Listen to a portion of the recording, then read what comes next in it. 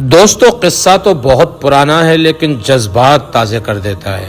میں نے کہیں پر پڑھا تھا کہ ایک بجلی کے کھمبے پر ایک کاغذ کا ٹکڑا چپکا ہوا دیکھا تو میں اس کے قریب گیا اور اس پر کچھ لائنز لکھی ہوئی تھیں۔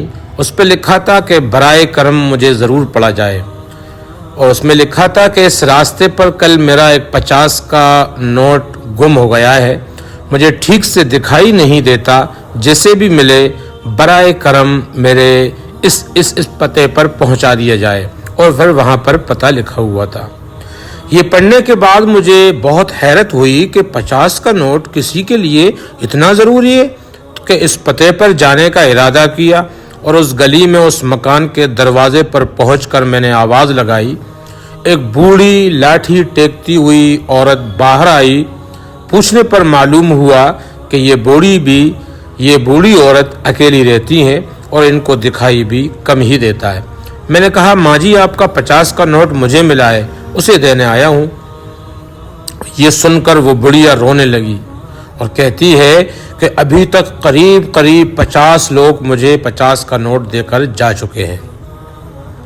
میں ان پڑھ ہوں، ٹھیک سے دکھائی بھی نہیں دیتا، پتہ نہیں کون میری اس حالت کو دیکھ کر میری مدد کرنے کے لیے اس کھمبے پر وہ کاغذ کے ٹکڑے پر لکھ کر چلا گیا ہے۔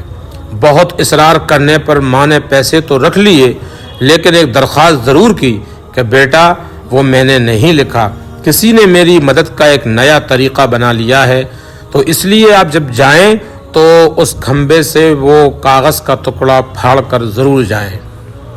میں نے ہاں کر ماں کو ٹال تو دیا، بوڑھی عورت کو ٹال تو دیا، لیکن میرے ضمیر نے مجھے سوچنے پر مجبور کر دیا کہ ان سبھی لوگوں سے بڑھیا نے وہ کاغذ پھاڑنے کے لیے ضرور کہا ہوگا، مگر کسی نے نہیں پھاڑا۔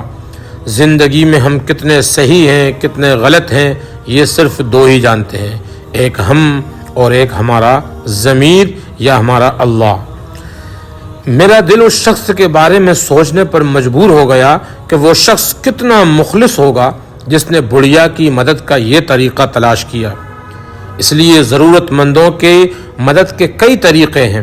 میں نے اس شخص کو دل سے دعائیں دیں کہ کسی کی مدد کرنے کے کتنے طریقے ہیں، صرف مدد کرنے کی نیت ہونا چاہیے، راستہ اور رہنمائی اللہ تبارک و تعالیٰ کی طرف سے مل ہی جاتی ہے۔ اس قصے کو سن کر اگر تھوڑا بہت شعور اور احساس پیدا ہوا ہو تو اس قصے کو دوسروں کے ساتھ بھی شیئر کریں تاکہ لوگوں کے اندر مدد کرنے کا جذبہ پیدا ہو۔ جزاکم اللہ خیرہ۔